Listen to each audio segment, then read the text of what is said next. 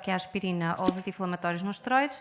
A antibioterapia hoje em dia também é muito frequente fazer, mas os triggers ocupacionais para diagnóstico de asma ocupacional é aquela patologia que, apesar de não se fazer muito frequentemente, porque é preciso centros treinados e bem equipados, também tem como grande referência um estímulo específico e, portanto, prova de broncoprovocação. Assim, que tipos de estímulos temos e mecanismos? Estímulos diretos, metacolina, estamina e carbacolina. A metacolina é aquele que mais se usa, é o que tem mais estudos e, portanto, maior segurança. Quer a metacolina, quer a carbacolina são agonistas dos receptores muscarínicos, portanto, mimetizam a ação do neurotransmissor acetilcolina. E depois, dentro dos estímulos indiretos, temos o exercício, a hiperventilação voluntária eucápnica, a solução salina hipertónica, manitol, bradicinina, adenosina monofosfato, mas, portanto, o exercício e, em determinado tipo de situações, a hiperventilação voluntária eucápnica são os mais usados. Ainda dentro dos estímulos diretos, temos, então, os estímulos específicos. Mecanismos. Como é que funciona o estímulo direto? Portanto, é uma ação direta nas células, com a produção de muco, com a contração do músculo brônquico, com alterações do endotélio vascular que vão provocar uma limitação do fluxo. Os estímulos indiretos têm como mediadores outras células inflamatórias, nomeadamente leucócitos e mastócitos, que vão promover a sua desgranulação e a libertação de prostaglandinas e leucotrienos, que, por sua vez, vão induzir a produção de músculo, a contração do muco, aliás, a contração do músculo brônquico e alterações do endotélio vascular. A ação indireta também tem a sua ação importante a nível das células neuronais e, portanto, tudo isto vai levar ao mesmo, apesar de mecanismos diferentes. Quais são as contraindicações para as provas de broncoprovocação, e aqui quer dos estímulos diretos, quer dos estímulos indiretos?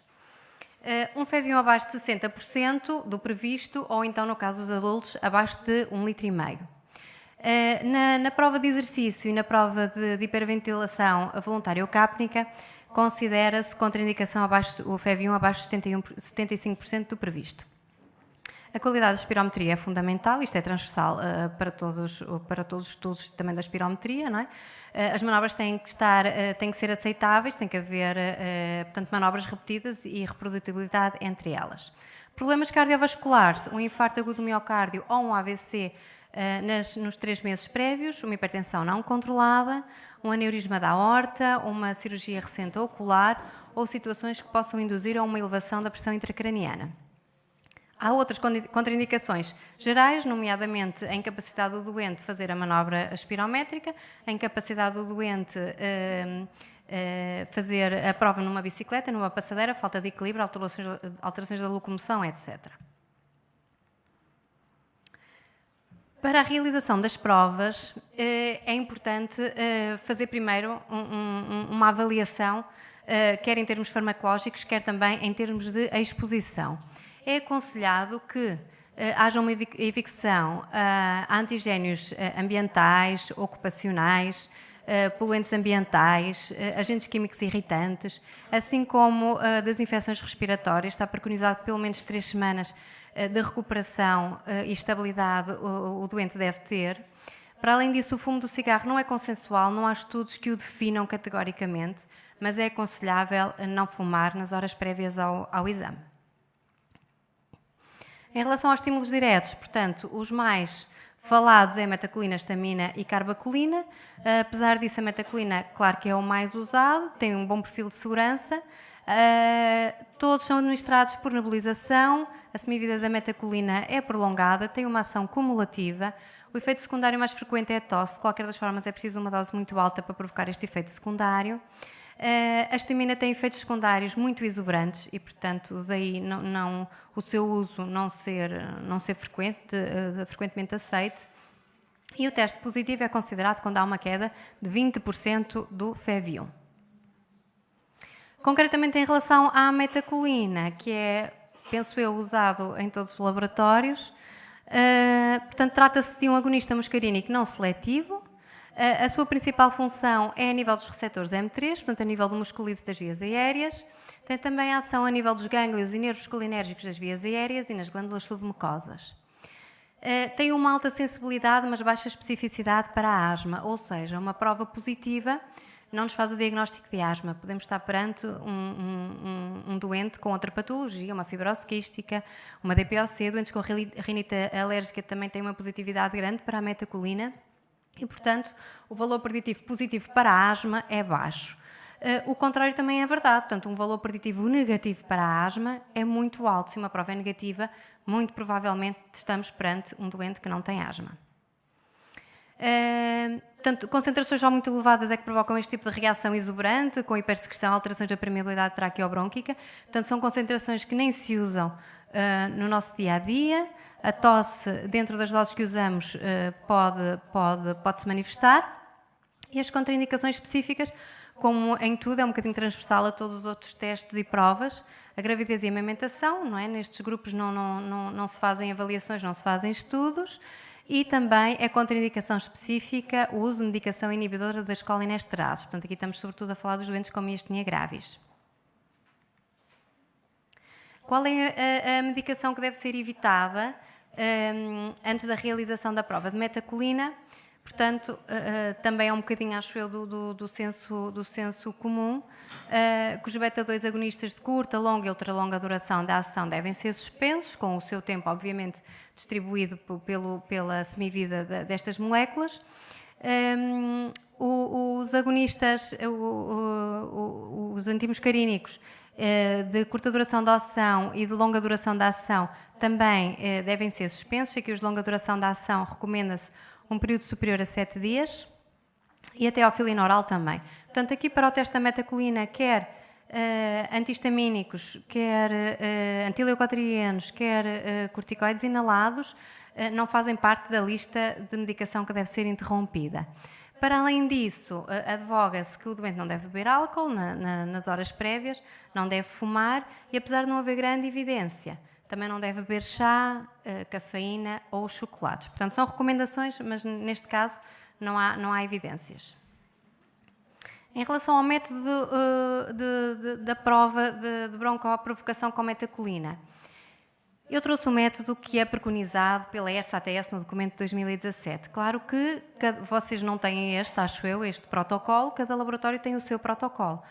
Claro que tem que seguir determinada ordem e determinados pré-requisitos, mas o próprio documento da ERSA enfatiza o facto de cada serviço deve ter o seu protocolo, deve-se criar o hábito em relação a isso, porque só nós é que conhecemos o equipamento que temos. E temos que confiar no equipamento que temos, porque o mais importante aqui é a dose de metacolina. É esta dose que depois nos vai dar o grau de gravidade da queda do FEV1. E a dose de metacolina tem a ver quer com a concentração de metacolina, quer com o fluxo, com o débito que é administrada a metacolina, com o tamanho da molécula e com o tempo de nebulização. Portanto, isso depende de equipamento para equipamento e o importante é confiarmos e ser um bom equipamento e fazer calibrações frequentes. Assim, habitualmente é avaliada através de espirometria o FEV1 inicial. Recomenda-se também que seja realizado um FEV1 pós-diluente. O pós-diluente habitualmente é o soro fisiológico. Há casos relatados que só com o soro fisiológico já há uma queda de 20% de FEV1. É apenas 1% dos casos, mas há esse historial. Pode também haver uma queda menos significativa e, portanto, uma queda de cerca de 10%, eles referem que cerca de 5% dos doentes podem ter, mas também não sabem qual é a aplicação prática nem o significado prático disto. Poderá ser do soro salino, obviamente, ou poderá ser apenas da manobra. Assim, depois o doente vai inalar doses crescentes de fármaco. A recomendação é que se inicie por uma dose entre 1 a 3 microgramas. Depois se façam incrementos duplos ou quadriplicantes. Aqui eu trouxe o exemplo do quadriplicante porque acho que para o doente e até para nós, sobretudo técnicos, é mais fácil para o doente fazer menos manobras e, portanto, eles aconselham aos incrementos quadriplicantes como a primeira opção e, portanto, para cada dose deve-se avaliar o FEV1. Quando é que devemos parar a prova de broncoconstrição? Ou quando realmente atingimos uma dose em que verificamos uma queda do FEV1 de 20% e seguidamente fazemos uma prova de broncodilatação, ou então quando a dose atingida é superior a 400 microgramas, mas tentar nunca ultrapassar os 800 microgramas.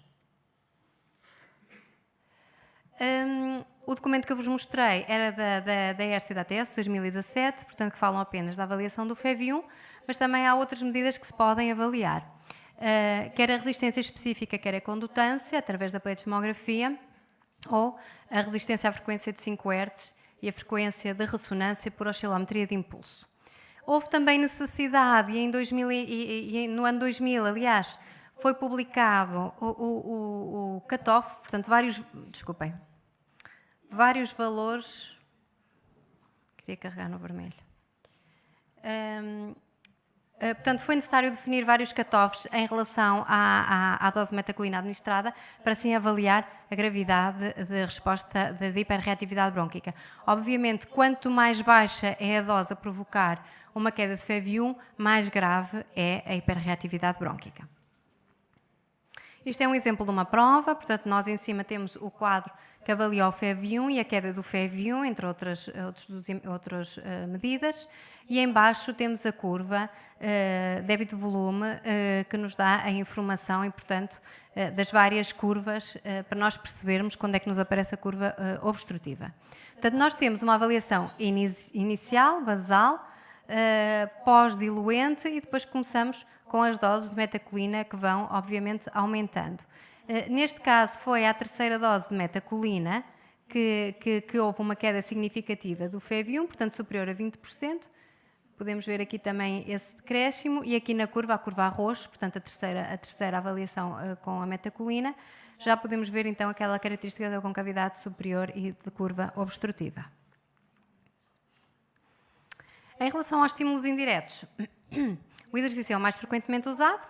Também temos a hipercapnia voluntária isocápnica, que é o teste mais sensível, mas habitualmente usa-se nos atletas olímpicos.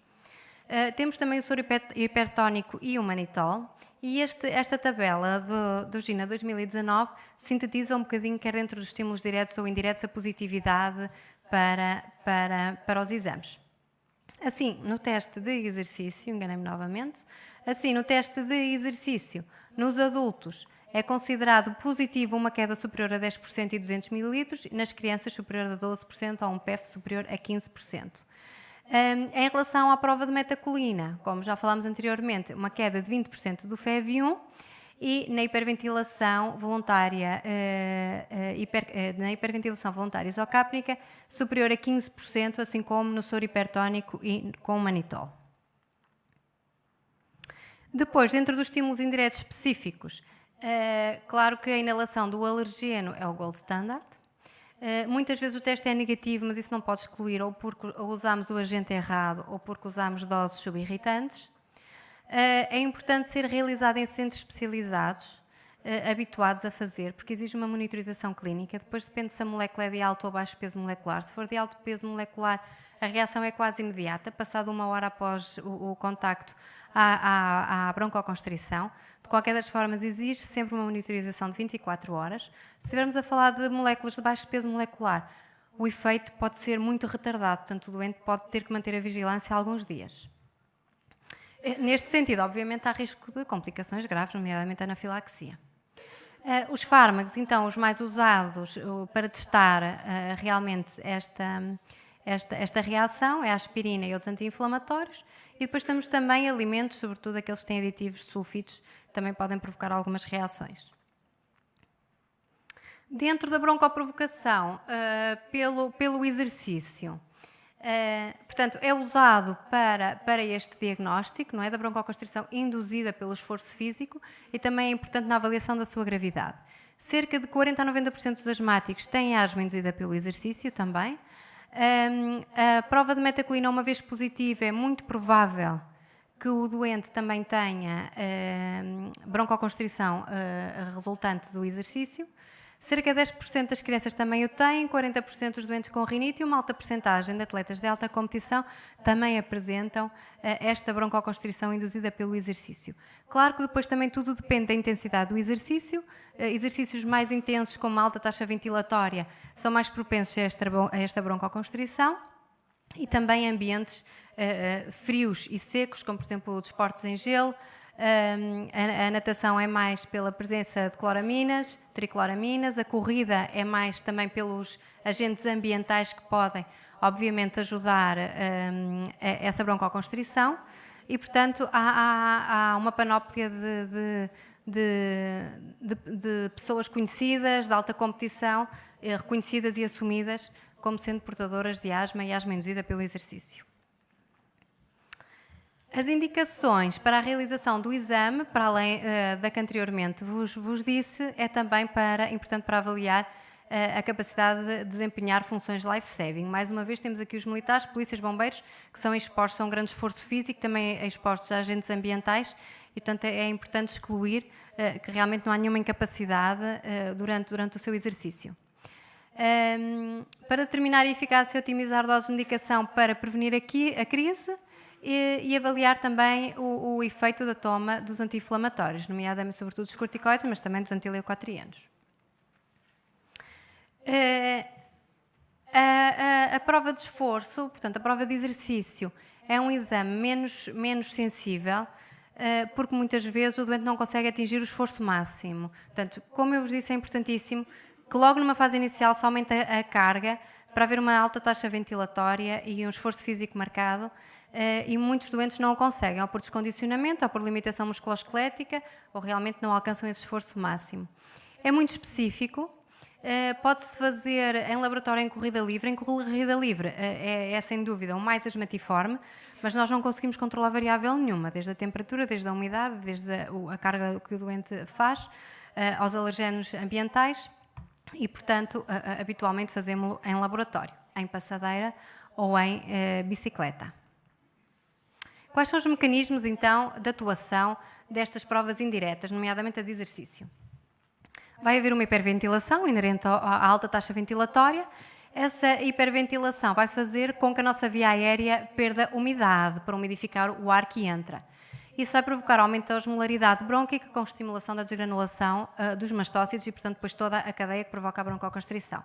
Para além disso, também há perda de calor, temos que aquecer o ar que entra na via aérea e isso provoca uma constrição da microvasculatura brônquica e, após cessar o exercício, um reaquecimento rápido que altera a permeabilidade e provoca o edema da via aérea. Cuidados a ter para a preparação do teste. Evicção farmacológica, mais uma vez uma listagem de fármacos que devemos ter cuidado em suspender. Na prova do exercício também se advoga que antihistamínicos, antileucotrientes, corticoides inalados também sejam descontinuados temporariamente. Evitar esforços físicos nas 4 horas prévias, porque há um período refratário após o esforço físico e, portanto, pode ser negativa e é devido a este esforço físico prévio. Avaliar contraindicações, mais uma vez a história das infecções respiratórias. Identificar situações que aumentem a hiperreatividade brônquica e, portanto, é pré-requisito que o doente tenha que ter um FEV1 superior a 75% e uma saturação superior a 94%. Nós podemos fazer então a prova em passadeira ou cicloergómetro. Eu acredito que a maior parte de nós tenha um cicloergómetro. A passadeira é aquele que permite um esforço mais intenso, portanto até é o mais recomendado. A intensidade deve atingir 60% da ventilação máxima voluntária e mais de 85% da frequência cardíaca máxima prevista para aquele doente. A duração total deve ser de 6 a 8 minutos, habitualmente 6 minutos para as crianças, 8 minutos para os adultos. Nos primeiros 2 a 3 minutos tem que haver um aumento rápido da carga, que é para depois haver uma manutenção entre os 4 a 6 minutos do esforço na carga máxima. Temperatura e umidade controlada, portanto, quer abaixo de 25 graus, quer abaixo de 50% de umidade. A obstrução da via aérea quase imediata ao exercício atinge o seu pico 5 a 10 minutos após o cessar de exercício. Aqui embaixo é um padrão típico. Temos um padrão típico da asma de exercício, tanto que no final da prova, esta prova durou 6 a 7 minutos, há realmente uma queda marcada do FEV1. É preconizado que sejam feitas medições, avaliações do FEV1 seriadas e frequentes, e este é só um exemplo, aos 0, aos 5, 10, 15, 20 minutos é só um exemplo, pode ser aos 3 minutos, aos 7, aos 20, mas o importante é que realmente sejam seriadas e que abranjam os 30 minutos após a prova. Uma queda de FEV1, portanto, superior a 10% já é muito sugestivo, mas diagnóstico certo é quando há uma queda acima de 15%. Depois também foi avaliado, de acordo com a queda do FEV1 e daí ser importante nós mantermos até aos 30 minutos estas avaliações, o grau de gravidade da broncoconstrição. Portanto, entre 10 a 25%, um grau ligeiro, moderado até 50% e acima de 50% grave. Habitualmente há uma remissão espontânea do broncoespasmo após meia hora a 1 hora após o cessar do exercício, mas de uma forma geral os laboratórios habitualmente fazem de seguida uma broncodilatação ao doente.